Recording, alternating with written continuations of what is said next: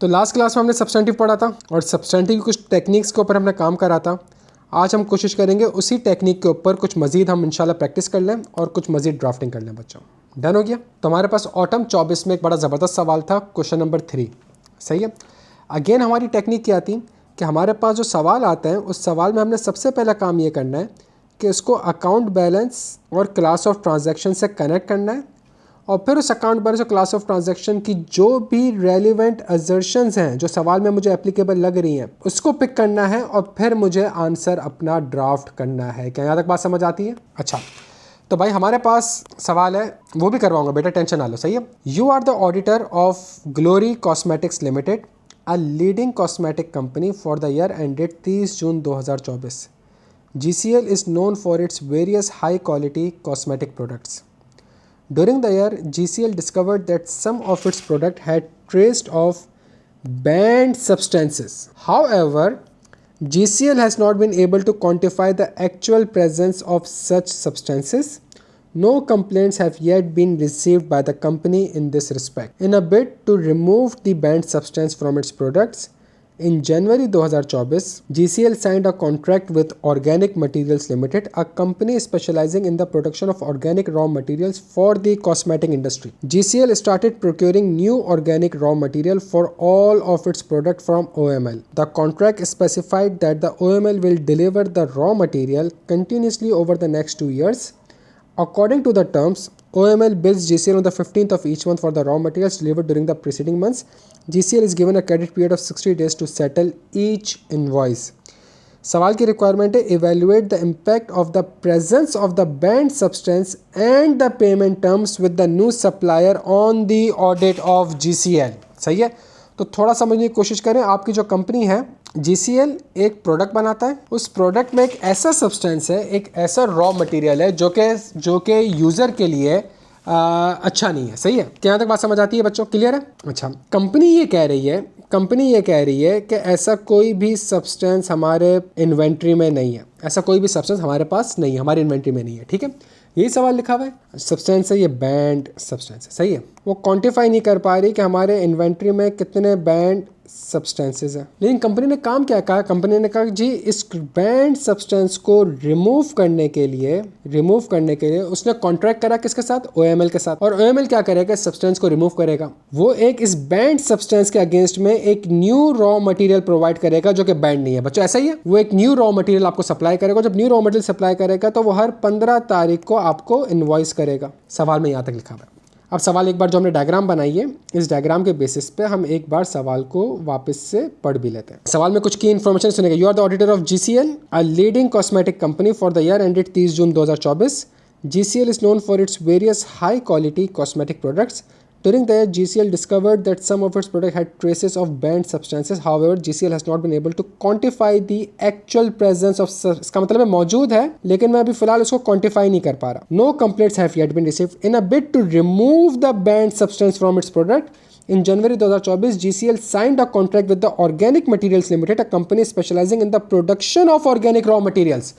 For the cosmetic industry. GCL started procuring a new organic raw materials for all of its products from OML. The contract specified that OML will deliver the raw material continuously over the next 2 years. According to the terms, OML bills the GCL on the 15th of each month for the raw material delivered during the preceding month. GCL is given a credit period of 60 days to settle each invoice. सही है। अच्छा, अब वो कह रहे हैं evaluate the impact of the presence of the banned substance and the payment terms with the new supplier. दो चीज़ें प्यारे बच्चों। अब मुझे बताएं, ये जो बैंड सब्सटेंस है बच्चों, ये कहाँ मौजूद है? जल्दी से बता दो, इसका इम्पैक्ट क्या होगा? Same technique. हमने सिंपल ये सोचना है कि इसका इम्पैक्ट हमारे कौन से अकाउंट बैलेंस और क्लास ऑफ ट्रांजैक्शन में आ सकता है। सुकून से रहना है, प्रोसीजर नहीं सोचना है, कुछ नहीं सोचना, सुकून से सोचना। इम्पेयरमेंट ऑफ इन्वेंट्री भी आमना नहीं लिखना है, इन्वेंट्री की वैल्यूशन भी कुछ नहीं लिखना। आपने सुकून से सोचना है कि सबसे पहला इम्पैक्ट आपका इन्वेंट्री में आ सकता है। डन हो गया स्टेप बाय स्टेप। सही है। दूसरा जो आपका मसला आ सकता है वो लिटिगेशन एंड क्लेम्स मतलब प्रोविजन में आ सकता है, प्रोविजन एंड कॉन्टिंजेंट लायबिलिटी में आ सकता है। ऐसा ही है बच्चों। तीसरा मसला आपका सेल्स रिटर्न में आ सकता है। क्या यहाँ तक क्लियर है? बच्चों कुछ नहीं कर रहा मैं, सिर्फ आपको ये कह रहा हूँ कि सवाल पढ़ के मुझे अकाउंट बैलेंस कनेक्ट करके दे दो, सही है। और चौथी चीज़ सबसे इंपॉर्टेंट ये है कि आपके पास इनवॉइस आती है 15 को, तो इसका मतलब है एक इनवॉइस आपके पास आई होगी 15 जून 2024 को, आपका ईयर एंड है 30 जून 2024, और अगली जो इनवॉइस आपके पास आई होगी वो 15 जुलाई 2024 को आई होगी। क्या 15 जून से लेके 30 जून तक आपने माल खरीदा होगा? क्या इसकी इनवॉइस आपको 30 जून पे मिल गई थी? तो चौथा मसला जो मुझे लग रहा है वो परचेजेस एंड पेबल। मैं कुछ भी नहीं कर रहा, मैं प्रोसीजर्स तो लिख ही नहीं रहा हूँ ना, मैं कुछ कर रहा हूँ, मैं सिर्फ और सिर्फ अकाउंट बैलेंस के साथ जो मेरी टेक्निक है सिर्फ सोच रहा हूँ, जो सोच रहा हूँ वो लिख रहा हूँ, सही है बच्चों। ये टेक्निक समझ आ रही है? इस टेक्निक के ऊपर लास्ट क्लास में बहुत करी थी। हम सिंपल एक टेक्निक लेके चल रहे हैं कि सवाल में जो लिखा हुआ है उसको रेलिवेंट चीज़ों के साथ सिर्फ और सिर्फ कनेक्ट कर रहे हैं। अच्छा, जब अब वो सवाल में आपसे कह रहा है कि बताओ evaluate the impact on the audit of GCL, और फिर कह रहे हैं suggest the relevant audit procedure.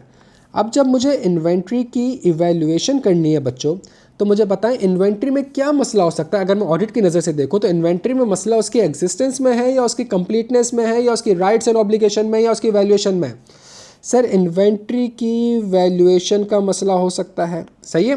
क्यों? बिकॉज इन्वेंट्री आप सेल तो नहीं कर सकोगे, जब सेल नहीं कर सकोगे तो इसका मतलब है IS2 के हिसाब से आपको क्या करना पड़ेगा इसके ऊपर। डन हो गया। प्रोविजन एंड कॉन्टिंजेंट लायबिलिटी कैसे हो सकता है? कॉस्मेटिक प्रोडक्ट है, अगर कोई हेल्थ इश्यूज हो गए या कोई स्किन इश्यू हो गया तो क्या इसकी वजह से मेरे बच्चों, क्या इसकी वजह से आपके ऊपर केस फाइल हो सकता है, जिसकी वजह से आपके ऊपर कोई ना कोई लिटिगेशंस एंड क्लेम्स आ जाएंगे। डन हो गया बच्चों। अच्छा, इसके बाद क्या ये प्रोडक्ट जो कि आपने बेच दिया है, क्या इसको रिकॉल करना पड़ सकता है? और जब रिकॉल करेंगे तो मुझे सेल्स रिटर्न का एक प्रोविजन रिकॉर्ड करना पड़ेगा। और ये जो परचेजेस एंड पेबल्स हैं, तो देयर इज़ अ पॉसिबिलिटी कि जो नीचे मैंने डायग्राम बनाई है उसकी वजह से ये पॉसिबल हो सकता है कि 15 जून से 30 जून के दरमियान जो परचेजेस हुई होंगी वो मैनेजमेंट ने रिकॉर्ड नहीं की होगी। क्या तक बात समझ आती है? तो मैंने सिंपल इसको इवैल्यूएशन के तौर पे लिख दिया बच्चों, सही है। सिंपल इसको इवैल्यूएशन के तौर पे लिख दिया मैंने कहा भाई ये 4 इशू मुझे जो है वो समझ में आ रहे हैं। अब वो सवाल में आगे आपसे कह रहा है suggest the relevant audit procedures for your evaluation. भाई अब जब मुझे ऑडिट प्रोसीजर्स लिखने हैं, सेम टेक्निक अप्लाई करूंगा मैं, जो मैंने सोचा वो लिख दिया। जब मैं इन्वेंट्री में कह रहा हूँ, अच्छा जी इन्वेंट्री है, और इन्वेंट्री की कौन सी एजर्शन है मेरे बच्चों, जल्दी से बता दो। वैल्यूएशन है, और वैल्यूएशन में भी कौन सी चीज़ है? इम्पेयरमेंट है। बच्चों जल्दी आ जाए। वैल्यूएशन में भी क्या है? इम्पेयरमेंट है। बेहतरीन हो गया भाई, बेहतरीन हो गया। एक काम करते हैं, हमारी एक किताब थी, उस किताब की तरफ चलते हैं, और इस किताब को अगर गौर से देखें तो हम अपनी टेक्निक की तरफ चलते हैं। क्या इन्वेंट्री की इम्पेयरमेंट में मैं आइज़ा 540 के प्रोसीजर्स लिख सकता हूँ? अच्छा, मैं थोड़ा सा और डिफरेंट तरीके से आपके साथ चल रहा हूँ मेरे बच्चों। अगर मैं अपने स्मार्ट हैंडआउट्स में आऊँ, और स्मार्ट हैंडआउट्स में आके अगर मैं इन्वेंट्री की तरफ आऊँ, तो अगर मैं इन्वेंट्री की तरफ आऊँ तो क्या एग्जिस्टेंस का प्रोसीजर मेरे लिए रेलिवेंट है? क्या कंप्लीटनेस का प्रोसीजर मेरे लिए रेलिवेंट है? क्या राइट्स एंड ऑब्लिगेशन का प्रोसीजर मेरे लिए रेलिवेंट है? या वैल्यूएशन का प्रोसीजर मेरे लिए रेलिवेंट है? जब मैं वैल्यूएशन पे भी आता हूँ तो पहला प्रोसीजर है select a sample from inventory register and inspect the relevant documentation agreement invoice amount to evaluate whether the inventory has been recorded in the inventory register. क्या ये प्रोसीजर मेरा रेलिवेंट है? हालांकि वैल्यूएशन को एड्रेस कर रहा है। भाई सबसे पहले तो आपने देखना है इन्वेंट्री जो रिकॉर्ड हो रही है सही अमाउंट पे रिकॉर्ड हो भी रही है कि नहीं हो रही। सर ये भी रेलिवेंट नहीं है, तो फिर क्या रेलिवेंट है मेरे पास? ये आइज़ा 540 के प्रोसीजर्स रेलिवेंट है। तो मैं फ़ौरन से गया और मैंने कहा भाई मैं मैनेजमेंट का MP लिख रहा हूँ, मैनेजमेंट का प्रोसेस समझूंगा कि भाई आप बताएं आप कैसे एस्टिमेट्स कर रहे हैं, आप कैसे रिकॉर्ड कर रहे हैं। कंट्रोल्स को टेस्ट करूंगा, मैनेजमेंट की एजम्पशंस को देखूंगा कि एजम्पशन रीजनेबल हैं या नहीं। सब्सिक्वेंट इवेंट के प्रोसीजर्स परफॉर्म कर सकता हूं और डिस्क्लोजर की एडिक्वेसी देख सकता हूं। मेरे बच्चों क्लियर हो गया? सारे बच्चे क्लियर हैं यहाँ पे? बेहतरीन हो गया। जब मैं बात करता हूं प्रोविजन और कॉन्टिंजेंट लायबिलिटी की, तो मेरे बच्चों मुझे एक बात बताएं, क्या यहाँ पे टेक्निक्स में मुझे कोई प्रोसीजर हेल्प कर सकते हैं? क्या टेक्निक्स में मुझे कोई प्रोसीजर हेल्प कर सकते हैं? मेरे बच्चों जल्दी से बता दो, जल्दी आ जाओ। देखो ऐसा नहीं करो, सारा लास्ट क्लास में टेक्निक के ऊपर काम किया था, पूरा सब्सटेंटिव पढ़ा है टेक्निक के बेसिस पे। क्या मुझे लिटिगेशन एंड क्लेम्स के प्रोसीजर हेल्प कर सकते हैं मेरे बच्चों? तो क्या मैं इन हाउस लीगल काउंसिल से इंक्वायरी कर लूँ? क्या मैं minutes of the meeting of दोस्त विद गवर्नेंस देख लूँ? क्या मैं एंटिटी और एक्सटर्नल लीगल काउंसिल के दरमियान करस्पॉन्डेंस देख लूँ? क्या मैं एक्सटर्नल लॉयर्स को कंफर्मेशन भेज दूं? क्या मैनेजमेंट से रिटन रिप्रेजेंटेशन ऑब्टेन कर लूं मेरे बच्चों? बेहतरीन हो गया भाई, बेहतरीन हो गया। तो मैंने यहाँ पे काम ये करा, मैंने इंक्वायरी करी, मैंने मिनट्स ऑफ दी मीटिंग्स देखे, मैंने करस्पॉन्डेंस फाइल देखी, मैंने एक्सटर्नल कंफर्मेशन जो है वो सेंड करी बच्चों, और रिटर्न रिप्रेजेंटेशन भी ऑब्टेन कर ली। बेहतरीन है बच्चों। फिर मैंने सेल्स रिटर्न की बात आ रही है। और जब सेल्स रिटर्न की बात आ रही है तो मैनेजमेंट को सेल्स रिटर्न के अगेंस्ट प्रोविजन रिकॉर्ड करना पड़ेगा। तो अगेन अब मैनेजमेंट एज्यूम कर रही है कि कितने % सेल्स रिटर्न होंगे। क्या इसमें भी एस्टिमेट्स इन्वॉल्व हो रहे हैं मेरे बच्चों? आप एक प्रोविजन कर रहे हैं, आप ये सोच रहे हैं कि कितना लोग रिटर्न करेंगे, कब रिटर्न करेंगे। तो अगेन यहाँ पे भी मैनेजमेंट का एक प्रोसेस समझ लूँ, टेस्ट ऑफ कंट्रोल्स कर लूँ, जो मैनेजमेंट की एजम्पशंस होंगी उसको चेक कर लूँ, सब्सिक्वेंट इवेंट का प्रोसेस परफॉर्म कर लूँ कि सब्सिक्वेंटली कितनी रिटर्न्स हुई। बच्चे यहाँ तक बात समझ आ रही है? बेहतरीन हो गया, बेहतरीन हो गया। अभी मेरा आंसर यहाँ तक है। इसका मतलब है जो ऑडिट प्रोसीजर्स रेलिवेंट थे मैंने वो सारे लिख दिए। इसका मतलब है मेरा पहला जो स्टेप था वो ये था कि कौन सा अकाउंट बैलेंस और क्लास ऑफ ट्रांजैक्शन हिट हो रहा है। दूसरा, उस अकाउंट बैलेंस के कौन से प्रोसीजर्स रेलिवेंट हैं, तो मैंने एजर्शंस को थोड़ा सामने रख दिया। मुझे मेरे बच्चों आखिरी चीज़ बता दो, आखिरी स्टेप क्या होगा? जल्दी से बता दो आखिरी स्टेप क्या होगा। अब मैं ये जो मेरे पास बाइबल है इसको मैं किसके साथ लिंक कर दूं मेरे बच्चों? जल्दी से बता दो। इसको मैं किसके साथ लिंक कर दूं? जल्दी से बता दूं। तो इसका मतलब ये है मेरे बच्चों, मेरी बात सुनिएगा, क्या लिटिगेशन एंड क्लेम्स के प्रोसीजर्स यही हैं जो अभी थोड़ी देर पहले देखें? अच्छा, अगर यही है तो सवाल की इंफॉर्मेशन को मैं इसके साथ कनेक्ट कर लूँ। सवाल में लिखा हुआ है no complaints have yet been received by the GCL in this respect. तो मुझे बताएं, जब मैं इंक्वायरी करूंगा इन हाउस लीगल काउंसिल से, तो मुझे बता दो मैं क्या इंक्वायरी करूंगा। जल्दी से आगे बता दो कि भाई क्या कोई कंप्लेंट्स आई कि नहीं आई, किसी ने आपके ऊपर कोई क्लेम फाइल किया कि नहीं किया, किसी ने आपके ऊपर कोई लिटिगेशन फाइल की या नहीं की, क्या ये कर सकता हूँ? अच्छा, मुझे एक बात बताओ, reviewing the minutes of the meeting of दोस्त विद गवर्नेंस, जब मैं बोर्ड ऑफ डायरेक्टर्स के मिनट्स देखूंगा तो मैं क्या काम करूं बच्चों? जब मैं बोर्ड ऑफ डायरेक्टर के मिनट्स देख रहा हूं और मैं काम कर रहा हूं लिटिगेशन एंड क्लेम्स के ऊपर, तो मैं मिनट्स ऑफ मीटिंग देखूंगा दोस्त विद गवर्नेंस की, तो क्या देखूंगा, क्या ढूंढने की कोशिश करूंगा? जबरदस्त जबरदस्त जबरदस्त। जब मैं करस्पॉन्डेंस करूंगा between entity and it's external legal council, इसके लिए क्या करूंगा मैं? आपका एक लॉयर है जो कि केस लड़ रहा है, और अल्टीमेट क्या है? अल्टीमेट ये है कि आपने या तो प्रोविजन रिकॉर्ड करना है या कॉन्टिंजेंट लायबिलिटी। जबरदस्त। तो आपने असेस करना होगा regarding the outcome of the case, और आउटकम ऑफ द केस में क्या आता है? प्रोविजन आएगा या डिस्क्लोजर आएगा। मेरे बच्चों जबरदस्त हो गया यार, जबरदस्त हो गया। क्या आप एक्सटर्नल लॉयर को कंफर्मेशन भेजोगे? अगेन किस चीज़ के लिए? To independently confirm the outcome of the case. बच्चों के यहाँ तक बात समझ आती है? बच्चों, ये तो कॉमन सेंस है। तो मैंने सवाल से कुछ चीज़ें लिखी, सवाल को देखा किस तरफ जा रहा है और मैंने आगे लिख दिया। अब कोई भी सवाल आएगा जो हमने डिटेल स्मार्ट लेक्चर में कवर किया हुआ है, जिसमें हर एक प्रोसीजर को समझा हुआ है कि करते क्यों है, वो चीज़ आपने यहाँ पे कनेक्ट करनी है। क्या मुश्किल है इसमें? अच्छा, अब मुझे बताओ क्या हमने अभी थोड़ी देर पहले इन्वेंट्री की इम्पेयरमेंट के प्रोसीजर्स पढ़े थे? क्या ये आइजा 540 वाले प्रोसीजर्स रेलिवेंट हैं? Obtain an understanding of the management process to record the estimates for obsolete cosmetic product that has unlawful substance. कहाँ से कॉपी करा मेरे बच्चों? And ensure that it is considered with the requirement of IFRS। कौन सा IFRS मेरे बच्चों? जल्दी से बता दो। कौन सा IFRS है? जल्दी से बता दो। इन्वेंट्री की इम्पेयरमेंट में कौन सा IFRS होता है? IS2। Perform test of controls on the amount of estimates to record provision against cosmetic products that includes unlawful substance। Done हो गया भाई। Ensure that assumptions used by the managements are reasonable। Ensure that assumptions used by the, क्या assumptions use होंगी मेरे बच्चों? जल्दी से बता दो।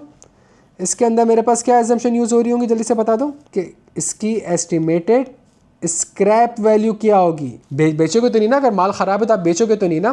तो इसकी एस्टिमेटेड स्क्रैप वैल्यू हमारे पास क्या होगी मेरे बच्चों? क्या सब्सिक्वेंट इवेंट का प्रोसीजर मुझे हेल्प कर सकता है इसके ऊपर? क्या मैं चेक कर सकता हूँ कि सब्सिक्वेंटली कंपनी ने ये माल बेचा कि नहीं बेचा, और अगर सब्सिक्वेंटली स्क्रैप करा है तो कितने में स्क्रैप करा है? बच्चों समझ आ रहा है? तो सवाल में मैंने अकाउंट बैलेंस को लिंक करा, अकाउंट बैलेंस में जो मेरे बाइबल थे उसको रखा, और फिर सवाल से थोड़ा बहुत कनेक्ट कर दिया। क्या ये जो 3 स्टेप की ड्राफ्टिंग मैंने आपको बताई थी, आपको समझ आ रही है मेरे बच्चों? क्लियर हो? बेहतरीन हो गया, बेहतरीन हो गया। फिर हमारे पास एक और चीज़ है which is called purchases and payable. बच्चों मुझे एक बात बताओ, परचेजेस या पेबल कोई भी एक चीज़ पकड़ लो, सबसे पहले तो परचेज रिकॉर्ड करनी पड़ेगी ना, तो पेबल तो करस्पॉन्डिंग क्रेडिट होगा। क्या परचेज रेलिवेंट है? मेरे बच्चों जल्दी से आ जाओ। क्या अकाउंट बैलेंस या क्लास ऑफ ट्रांजैक्शन में परचेज रेलिवेंट है? अच्छा, अगर परचेज रेलिवेंट है तो परचेज में अकरेंस है, कंप्लीटनेस है, एक्यूरेसी है, क्लासिफिकेशन है और कट ऑफ है। मेरे बच्चों मुझे बता दो कौन सा प्रोसीजर रेलिवेंट है। मेरे बच्चों जल्दी से बता दो कौन सा प्रोसीजर रेलिवेंट है। बच्चों कट ऑफ रेलिवेंट है। कट ऑफ भी दो किस्म के होते हैं, एक लेट कट ऑफ, एक अर्ली कट ऑफ। कौन सा वाला कट ऑफ रेलिवेंट है? 30 जून ईयर एंड है, मुझे डर लग रहा है कि मैनेजमेंट ने 30 जून से पहले ही अपनी कट ऑफ की डेट रख ली हो और उसके दरमियान की परचेज रिकॉर्ड ना की हो। या ये भी हो सकता है कि मैनेजमेंट ने 15 जुलाई की इनवॉइस को पूरा का पूरा रिकॉर्ड कर लिया हो तो अपनी कट ऑफ की डेट को लेट कर लिया हो। बच्चों तो अभी सवाल में अपेरेंटली मेरे परचेज से मसला किस चीज़ के ऊपर ज़्यादा है? अर्ली कट ऑफ के ऊपर। क्या यहाँ तक बात समझ आ रही है? जब अर्ली कट ऑफ होंगे तो मैं सैंपल्स को सेलेक्ट करूंगा। कहाँ से मेरे बच्चों जल्दी से बता दूं? सेलेक्ट सैंपल्स, वही टेक्निक अप्लाई कर रहा हूँ, परचेज रजिस्टर से। परचेज में तो रिकॉर्ड ही नहीं हुआ भाई ना, परचेज में तो रिकॉर्ड ही नहीं हुआ भाई। आप तो कह रही है कट ऑफ अर्ली, इसका मतलब यह है कि 15 जून तक कंपनी ने परचेज रिकॉर्ड करी है, 15 जून के बाद तो परचेज रिकॉर्ड करी ही नहीं है। जब आप परचेज से सैंपल सेलेक्ट करेंगे तो उस सैंपल में तो ऑलरेडी आ ही नहीं रहा, तो इसका मतलब है लेकिन क्या गुड्स रिसीव्ड हुए होंगे? क्या 15 जून से 30 जून के दरमियान गुड्स रिसीव्ड हुए होंगे? तो सेलेक्ट सैंपल, तो मेरी डायरेक्शनल ऑफ टेस्टिंग क्या होनी चाहिए? Select samples from goods received note, और जाके इसको ट्रेस कर लो कि क्या वो परचेज रजिस्टर में रिकॉर्ड हो रहा है कि नहीं हो रहा। क्या यहाँ तक मेरे बच्चों को बात समझ आ रही है? तो सब्सटेंटिव में जो सबसे मुश्किल एरिया है, उसकी सबसे आसान टेक्निक ये है कि मैंने अकाउंट बैलेंस और क्लास ऑफ ट्रांजैक्शन को पकड़ना है, उसके बाद उसकी एजर्शंस को पकड़ना है, और फिर उसके बाद दोनों चीज़ों को आपस में क्वेश्चन में अगर कोई इन्फॉर्मेशन है तो उसके साथ कनेक्ट कर दें। इस पॉइंट ऑफ टाइम तक आपका 90% आंसर ड्राफ्ट हो चुका है, और अगर सवाल से थोड़ा बहुत कनेक्ट करना हो तो वो रिमेनिंग 10% है आपका। अलग अलग हेडिंग के साथ लिखना है। बेहतरीन हो गया बच्चों, कुछ फ़ायदा हुआ? अच्छा भाई, एक और सवाल है जो क्वेश्चन नंबर 4 में आया, लेकिन इसमें मज़े की बात क्या है? इसमें मज़े की बात यह है कि सवाल में उसने आपको सब कुछ दे दिया और कहा कि अब मुझे बताओ, Yameen is an audit junior in firm of chartered accountants, he was recently assigned to an audit client tech innovation limited, a company specialising in software development and technology solutions. The company has significant intangible assets primarily consisting of internally developed software and acquired patents.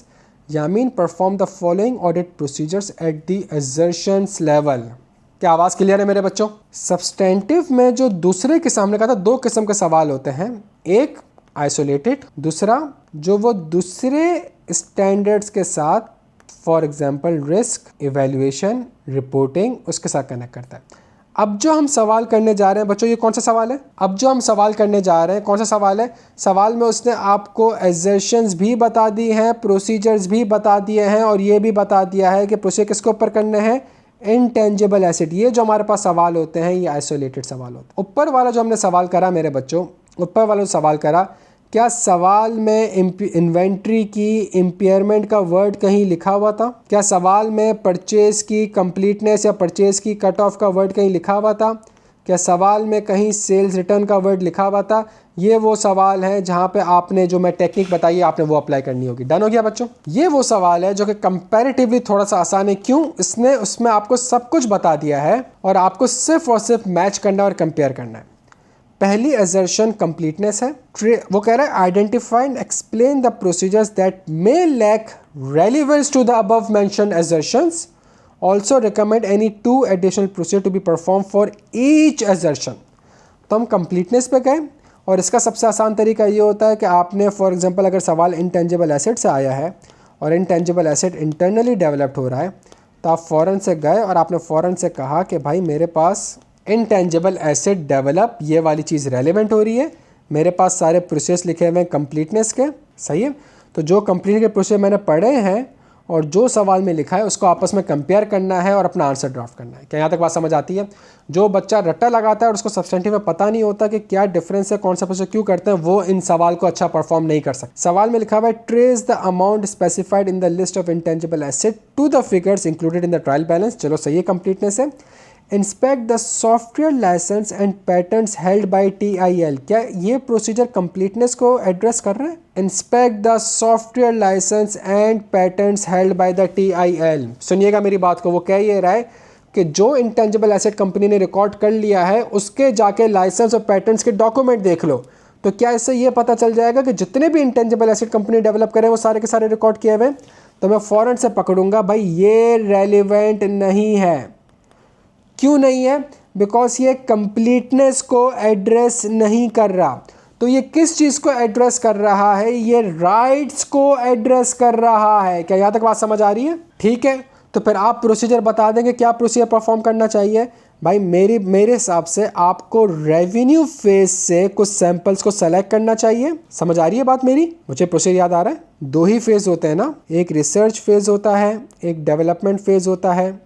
अगर आपने कुछ expenditure ऐसे करे हैं जो कि development phase से pertain करते हैं, लेकिन आपने उसको रिकॉर्ड कहाँ कर लिया है? रिसर्च फेज में रिकॉर्ड कर लिया। अगर आपने उसको रिसर्च फेज में रिकॉर्ड करा है तो ये कहाँ पे जा चुका होगा? ये P&L में जा चुका होगा। लेकिन ये जाना कहाँ चाहिए था? तो मतलब मसला है कहाँ पे? मसला रिसर्च फेज में है। तो मैंने रेवेन्यू फेज से, रिसर्च फेज से कुछ सैंपल्स को सेलेक्ट करा और जाके उसकी डेट चेक कर ली, उसका नेचर ऑफ एक्सपेंडिचर चेक कर लिया, ताकि इंश्योर कर सकूँ कि कहीं ये डेवलपमेंट फेज से तो पर्टेन नहीं करता। और एक और तरीका होता है कंप्लीट इंश्योर करने का कि मैं लास्ट ईयर के रजिस्टर को इस साल के रजिस्टर से कंपेयर कर लूँ, या मैं नेचर ऑफ बिजनेस देख लूँ कंपनी का। अगर आप कल को IQ का ऑडिट करेंगे और IQ के ऑडिट में इंटेंजिबल एसेट नहीं आ रहा होगा, और चूंकि आपको IQ का नेचर ऑफ बिजनेस का पता है, तो क्या आप एक सवाल ये कर सकते हैं कि सर ये जो बच्चे ऑनलाइन में लेक्चर्स देख रहे होते हैं पोर्टल के थ्रू, तो ये तो आपके पास क्या है? समझ आ रही है बच्चों बात यहाँ पे? तो आप जिस पोर्टल से या जिस LMS से लेक्चर देख रहे हैं सर, तो वो इंटेंजिबल एसेट क्यों नहीं आ रहा है यहाँ पे? या आपके यूज़र जो है वो विंडोज़ वगैरह यूज़ कर रहे हैं, विंडोज़ के लाइसेंस यूज़ कर रहे हैं, स्मार्ट क्लासेस के लिए बहुत सारे सॉफ्टवेयर्स को यूज़ कर रहे हैं, उनकी सब्सक्रिप्शन वगैरह ले रहे हैं, तो वो सारी की सारी आपके पास इंटेंजिबल एसेट्स में क्यों नहीं आ रही भाई? तो ये कुछ प्रोसीजर्स हैं जो कि आपको कंप्लीटनेस में, ये compare the list with the last year, evaluate the understanding of obtained during the audit. Done हो गया बच्चों? फिर उसके बाद आप गए एक्यूरेसी एंड वैल्यूएशन में, और एक्यूरेसी एंड वैल्यूएशन में अगर हम जाएं तो वो कहते हैं check that the calculation in the amortisation schedule provided by the TIL। आपने एमोटाइजेशन की कैलकुलेशन चेक कर ली ताकि एक्यूरेसी पे आ जाए।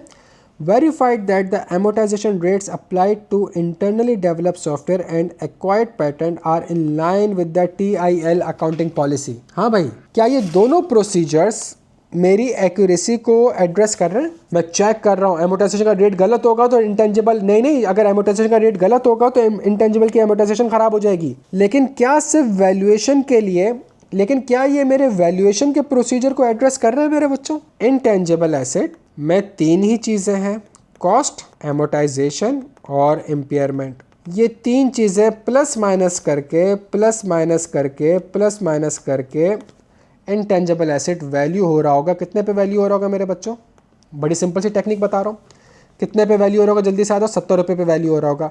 क्या सवाल में एमोटाइजेशन के ऊपर काम हो गया है? उसने रेट्स को अकाउंटिंग पॉलिसीज़ में जाके चेक कर लिया और वही रेट आपके इंटेंजिबल रजिस्टर में भी यूज़ हो रहे हैं और उसको उसने कुछ किस्म का रिकैलकुलेट भी कर लिया। लेकिन क्या 100 रुपये के ऊपर काम हुआ है? ये जो इंटेंजिबल ख़रीदा गया था या बनाया गया था, तो इस 100 रुपये को वेरीफाई करने के लिए बच्चों में कौन सा डॉक्यूमेंट देख लूँ? जल्दी से बता दो बच्चों। इस 100 रुपये को वेरीफाई करने के लिए ऐसा कौन सा डॉक्यूमेंट देख लूँ कि पता चल जाए हाँ जी? मैं इनवॉइस देख लूँगा, मैं कॉन्ट्रैक्ट्स देख लूँगा। अच्छा ज़बरदस्त। और इस इम्पेयरमेंट के लिए क्या मैं आइज़ा 540 के प्रोसीजर लिख सकता हूँ? तो थोड़ी देर पहले लिखे थे। बस IS2 की जगह क्या आ जाएगा? IS36। सब्सिक्वेंट सेलिंग प्राइस की जगह क्या आ जाएगा? Future cash flows plus discount rates. क्या यहाँ तक बात समझ आ रही है मेरे बच्चों को? टेक्निक समझ आ रही है थोड़ी सी? क्या लिखा हुआ है क्या नहीं लिखा हुआ? जो नहीं लिखा हुआ वो आपने लिख दिया, तो आपने कहा, और ये सारे के सारे लिखे हुए वैल्यूएशन के, ये रहा, इसमें तो कुछ भी नहीं लिखा इसने सिर्फ और सिर्फ क्या लिखा? इसने सिर्फ और सिर्फ एमोटाइजेशन को कवर किया। एमोटाइजेशन के अलावा जो सप्लायर इनवॉइस है, जो इम्पेयरमेंट है 36 के हिसाब से, उन सारी चीज़ों के ऊपर उसने काम नहीं करा। बेहतरीन हो गया बच्चों। फिर उसके बाद तीसरी चीज़ हमारे पास आ रही है rights and obligation. Verified that the recorded amount in the ledger by cross referencing them with the intangible asset registered, reviewed the contractual agreements related to the companies intangible asset. हाँ भाई, अगर मैं लेजर में जो intangible asset आ रहा है उसको intangible asset के रजिस्टर से मैच कर लूँ तो क्या इससे पता चल जाएगा कि इस इंटेंजिबल एसेट पे मेरा राइट है? कॉमन सेंस वाली बात कर रहा हूँ मैं आपसे ये कह रहा हूँ कि मैं लेजर में मैंने एक इंटेंजिबल रिकॉर्ड किया हुआ है और एक इंटेंजिबल रजिस्टर जो कि एक्सेल की फाइल है उसमें भी वही इंटेंजिबल रिकॉर्ड किया हुआ है। दोनों को आपस में कंपेयर करने से क्या मेरे इंटेंजिबल एसेट के राइट्स वेरीफाई हो जाएंगे कि हाँ इस इंटेंजिबल पे इसी का राइट है? तो राइट को वेरीफाई करने के लिए मुझे क्या देखना पड़ेगा बच्चों? डन हो गया भाई, ज़बरदस्त हो गया, ज़बरदस्त हो गया। फिर वो आपसे सवाल में पूछता है एग्जिस्टेंस, और ये देख लो यार बच्चों, मतलब जो चीज़ सवाल आ रहा है ना, सब्सटेंटिव पढ़े इसी तरीके से। हाँ बच्चों, इसी तरीके से सब्सटेंटिव पढ़े और इसी तरीके से सवाल आ रहा है। तो एजर्शंस वाइज चीज़ों को हमने पढ़ा है और एजर्शन वाइज हमने चीज़ों में बैठ के चीज़ों को देखा है। फिर उसके बाद सवाल में आपसे कह रहा है existence, obtain the intangible asset register and trace the recorded amount to the acquisition document. Obtain management representation that all intangible assets are disclosed to the auditor and that the company holds valid license for them. हाँ भाई, क्या सिर्फ written representation obtain करने से मुझे sufficient appropriate audit evidence मिल जाता है? Plus आपने इंटेंजिबल एसेट रजिस्टर उठाया और उसको ट्रेस करा आपने to the acquisition document. Acquisition document जो है वो 1 जनवरी 2024 का है, आपका ईयर एंड 31 दिसंबर 2024 है। तो क्या इस डॉक्यूमेंट से, इस एक्विजिशन के डॉक्यूमेंट से प्यारे बच्चों आपको ये पता चल रहा है कि इंटेंजिबल एसेट ईयर एंड पे भी एग्जिस्ट करता है? तो आप क्या करोगे, आप एग्जिस्टेंस एसेट पे है, एसेट पे है, तो आप ये मेक श्योर करोगे, आप मैनेजमेंट से इंक्वायरी कर सकते हो, आप ये चेक कर सकते हो कि वो एसेट कंपनी अभी भी यूज़ कर रही है कि नहीं कर रही, वो माइक्रोसॉफ्ट विंडोज़ अभी भी यूज़ हो रहा है कि नहीं हो रहा। बच्चों के यहाँ तक बात समझ आती है? तो आखिरी चीज़ मैं आपके साथ रिपीट कर दूँ, एक, क्या ये टेक्निक समझ आ रही है मेरे बच्चों को? 2 चीज़, क्वेश्चन 1 किस तरीके का होगा, आइसोलेटेड, और क्वेश्चन 2 किस तरीके का होगा, जिसमें चीज़ें आपस में कनेक्ट हो रही होंगी, लिंक्ड हो रही होंगी बहुत से आइजाज के साथ। यहाँ पे ये सोचना होगा, क्या सोचना होगा कि कौन सा अकाउंट बैलेंस है, कौन सा क्लास ऑफ ट्रांजैक्शन है, उसकी कौन सी रेलिवेंट एजर्शन है, और फिर सवाल की इंफॉर्मेशन को कुछ मैंने लिंक करना होगा। ये स्टेप समझ आते हैं मेरे बच्चों को? इसी तरीके से आइसोलेटेड वाले में क्या होगा, आइसोलेटेड वाले में वो आपको एजर्शंस दे देगा, प्रोसीजर्स दे देगा और आपसे कहेगा कि जी कमेंट्री करें इसके ऊपर। तो यहाँ पे आपको अकाउंट बैलेंस ऑलरेडी दिया हुआ है, क्लास ऑफ ट्रांजैक्शन ऑलरेडी दिया हुआ है, रेलिवेंट एजर्शन ऑलरेडी दी हुई है, सवाल भी ऑलरेडी दिया हुआ है, आपको सब कुछ दिया हुआ है। यहाँ सिर्फ और सिर्फ आपने कॉमन सेंस अप्लाई करके चीज़ों को आपस में कनेक्ट करना है। क्लियर हो मेरे बच्चों? अच्छा, बेहतरीन बेहतरीन। तो ये जितने भी पास पेपर के सवाल जो मैं आपको वापस से करा रहा हूँ, ये पोर्टल पे ऑलरेडी अवेलेबल हैं। इसको हम क्लास में डिस्कस भी कर चुके हैं, चीज़ें भी कर चुके हैं। अब नेक्स्ट एजेंडा में आपके साथ ये करूँगा कि मैं CFEP 6 के कुछ मज़ीद सवाल आपको कराऊँगा। CFEP 6 के और MSA 1 के ऑलरेडी आपके पास क्वेश्चन जो हैं वो एडिशनल प्रैक्टिस क्वेश्चन में कवर करा चुका हूँ मैं आपको। एग्री करते हो बच्चों? और ये एडिशनल प्रैक्टिस क्वेश्चन आपको क्विजेस भी दिया जा रहा है। नहीं, ये CFEP 6 और MSA 1 ये तो करवा चुका हूँ मैं, ये तो हो चुके हैं बेटा। मैं आपसे कह रहा हूँ ये कोई 100-150 भी नहीं, कोई 200 सवाल हैं जो कि मैं आपको करवा चुका हूँ। तो एडिशनल प्रैक्टिस क्वेश्चन है, कैफेट के बियॉन्ड है। सही है, मैं आपसे ये कह रहा हूँ कि मैं अब आपको मज़ीद कराऊँगा। डन हो गया? और मज़ीद कराने से पहले मैं आपको क्विज़ दूंगा और आपने क्विज़ पहले अटैम्प्ट करना होगा। डन हो गया? चले जी, ग्रुप पे एक्टिवेट रहना। ग्रुप के अंदर मैं थोड़ी सी आपको चीज़ें बताऊंगा, थोड़ी सी मज़ीद स्ट्रेटजी बताऊंगा और इंशाल्लाह फिर इसको हम कवर करेंगे। सेट हो गया बच्चों? अपना बेहद ख्याल रखना। Thank you so much.